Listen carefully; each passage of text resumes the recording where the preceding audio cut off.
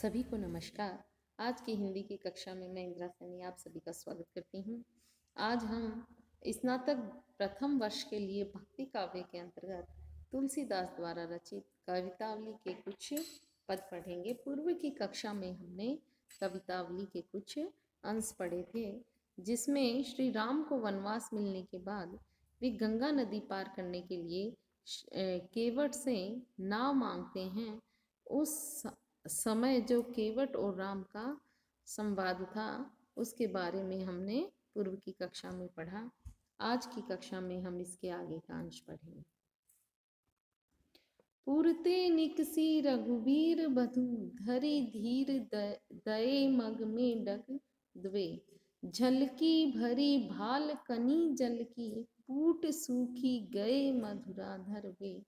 फिर बूझती है चलनो अब केतिक, पर्ण कुटी करिहे कित हवे। तिय की लखी आतुरता पिय की, आँखियाँ अति चारु चली जले चवे। यहाँ तुलसीदास जी ने वन मार्ग में चलने से सीता को कितनी व्याकुलता और परेशानी हुई, उसका बहुत ही भावपूर्ण चित्रण यहाँ किया है। तुलसीदास जी कहते हैं कि जब श्री राम, लक्ष्मण और सीता जी तीनों वन में जा रहे थे, उस समय सीता जी को जो कठिनाई, जो व्याकुलता हुई, उसका चित्रण करते हुए कहते हैं, पुरते निकसी रघुवीर बधु, धरि धीर दये मग में डग द्वे। कि वन गमन के लिए सीता श्री राम के साथ पुरते यानी अयोध्या नगर से बाहर निकली ही थी। यद्यपि वह पैदल चलने में अनुभवहीन थी, सीता जी को पैदल नहीं चलना पड़ा था कभी, वन मार्ग से भी वह अपरिचित थी। फिर भी सीता जी ने इस कठिन राह को चुना, इसलिए उन्होंने धैर्य के साथ, धैर्य पूर्वक राह में दोनों कदम आगे बढ़ाए। यानी कुछ दूर सीता जी धैर्य रखती हुई वन मार्ग की ओर चल रही थी। तभी क्या हुआ, झलकी भरी भाल कनी जल की, पूट सूखी गए मधुराधर वे। तब सीता जी हैं कुछ ही कदम चल पाई कि अत्यधिक कोमलता के कारण थोड़े से श्रम से ही उनके जो मुख है, उनका जो भाल है, मस्तक है, उस पर पसीने के कण झलकने लगे और थकान व ताप के कारण उनके जो मधुर होठ हैं वे सूख गए। इस तरह वनमार्ग में कुछ दूर चलते ही सीता जी अत्यधिक थकान का अनुभव करने लगी। फिर बूझती है चलनो अब केतिक, पर्ण कुटी करिहो कित हवे। तब सीता जी व्याकुलता से अधीर होके श्री राम से पूछती हैं कि अब कितनी दूर और चलना है तथा पर्णकुटी का निर्माण कहाँ करना है। तिये की लखी आतुरता, पिए की आँखियाँ अति चारु चली जल चवे। तुलसीदास जी कहते हैं कि सीता की इस तरह की आकुलता को देखकर श्री राम के नेत्रों से, जो सुंदर श्री राम के नेत्र हैं, उनसे अश्रु धारा बहने लगी, जल की बूंद है वह निकलने लगी। अर्थात श्री राम हैं सीता जी की आकुलता को देख के दुखी हुए। वन मार्ग पर थोड़ा सा चलने पर जब सीता जी इतनी व्याकुल हो गई तो यह 14 वर्ष तक वन में कैसे रहेगी। श्री राम हैं वह अपने हृदय में इस विचार से यह विचार करके करुण भाव से उनका हृदय भर आया और उनके नेत्रों से आंसू निकलने लगे। यहाँ अनुप्रास व काव्यलिंग अलंकारों से काव्य पंक्ति को सजाया है। काव्य की जो भाषा है वह सरस मधुर ब्रज भाषा का प्रयोग किया है। जल को गए लखनऊ है लरिका, परीखो पिए छाह धरीक हवे ठाडे, पोछी पसेऊ बयारी करो, अरु पाय पखारी हो भू भूरी ठाडे, तुलसी रघुबीर प्रियाश्रम जानिके, बैठी विलंब लो कंटक काढ़े, जानकी ने नाह को नेहू लखियो, पुलको तनु बारी विलोचन बाढ़ी। यहाँ श्री राम के साथ जो सीता जी हैं वह भी वन में गई। कुछ दूर चलने पर ही सीता जी हैं, उनको मार्ग में चलने में कठिनाई हुई। सीता जी की थकान आदि जानकर श्री राम को दुख हुआ। इसी के संदर्भ में यह पद है।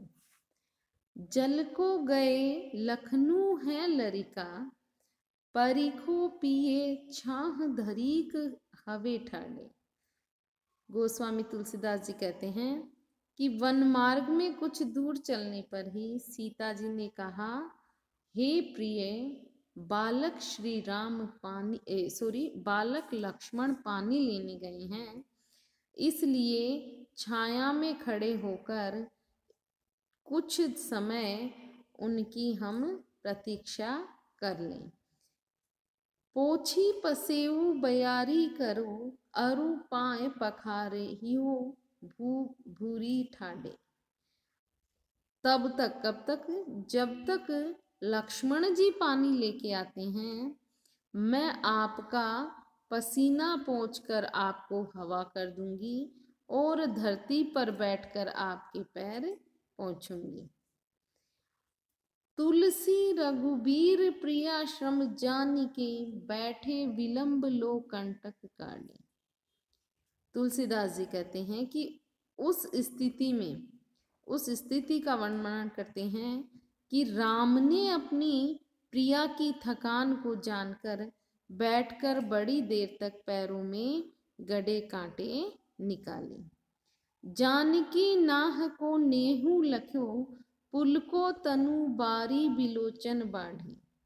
सीता जी ने स्वामी का अपने प्रति प्रेम पूर्ण व्यवहार देखकर तो उनका शरीर पुलकित हो गया और रोमांचित हो उठा और उनकी आंखों से आंसू उमड़ पड़े।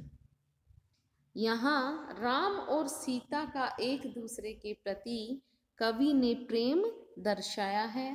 सीता जी ने अपनी थकान का संकेत लक्ष्मण के लिए प्रतीक्षा कर लेने के बहाने से कहा और श्री राम ने पैरों से कांटे निकालने का बहाना बनाकर काफी समय वहाँ विश्राम किया।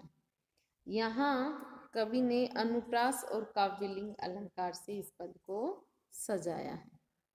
ठाढ़े हैं नव द्रुम डार गहे, धनु कांधे धरे कर साय कूले, बिकटी भृगुटी बडरी अखियां, अनमोल कपोलन की छवि है, तुलसी असमूर्ति आनु हिये, जड़ डारू धो प्राण निछावरी के, श्रम सिकर सांवरी देह लसे, मनो राशि महातम तारक में। यहाँ वन मार्ग में जाते हुए राम सीता के कहने पर थोड़ी देर विश्राम करने के लिए रुक गए। वे सब पेड़ के नीचे खड़े कैसे लग रहे हैं? सब कौन? जो श्री राम हैं, लक्ष्मण हैं, सीता जी हैं, वे पेड़ के नीचे खड़े वे कैसे लग रहे हैं, उसी का यहाँ चित्रण कवि ने किया है। कवि तुलसीदास जी कह रहे हैं कि ठाड़े हैं नव द्रुम डार गहे, धनु कांधे धरे कर साय कूले। कवि कहते हैं कि वन मार्ग में श्री राम कंधे पर धनुष और हाथ में बाण लिए हुए पेड़ की झुकी हुई सी नई डाल को पकड़कर खड़े हैं। बिकट भृगुटी, बड़री अखियां, अनमोल कपोलनी की छवि है। उनकी बड़ी भौहें, बड़ी आंखों और गालों की शोभा इतनी सुंदर लग रही है। तुलसी अस मूर्ति आनु हिए, जड़ डारू धो प्राण निछावरी के। तुलसीदास जी कहते हैं कि राम की ऐसी मूर्ति हृदय में गड़ जाए तो मैं उस पर अपने प्राण भी न्योछावर कर दूं। श्रम सिकर सावरी देह लसे, मनोराशि महातम तारक में। तुलसीदास जी कह रहे हैं कि राम के श्याम रंग के शरीर पर परिश्रम के कारण झलकी पसीने की बूंदें ऐसी सुंदर लग रही हैं मानो महाअंधकार में तारे चमक रहे हों। श्री राम के श्याम वर्ण पर वो पसीने की बूंद इस तरह लग रही है जैसे अंधकार में जो हैं तारे चमक रही हैं। यहाँ कवि ने राम के सौंदर्य का वर्णन किया है। अनुप्रास व उत्प्रेक्ष अलंकार से काव्य पंक्ति को सजाया है। कवितावली की जो भाषा है वह ब्रज भाषा भावों के अनुरूप सरस और सरल है। आज की कक्षा में हम इतना ही पढ़ेंगे। इसके आगे का अंश हम अगली कक्षा में पढ़ेंगे। धन्यवाद।